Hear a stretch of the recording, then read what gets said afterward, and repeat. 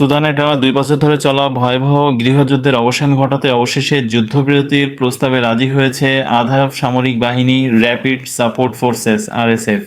এই যুদ্ধবিরতির প্রস্তাব এসেছে আন্তর্জাতিক মধ্যস্থতায়, যেখানে যুক্তরাষ্ট্র, সৌদি আরব, মিশর ও সংযুক্ত আরব আমিরাত একসাথে গঠন করেছে কোয়াড জোট, যার মূল লক্ষ্য সুদানে টেকসই শান্তি প্রতিষ্ঠা করা।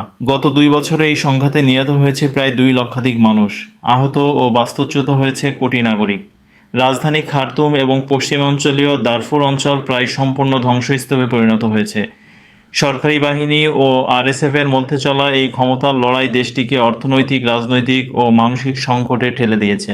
বিশ্লেষকরা বলছেন, এই যুদ্ধবিরতি বাস্তবায়িত হলে এটি হতে পারে সুদানের ইতিহাসের নতুন শান্তির সূচনা।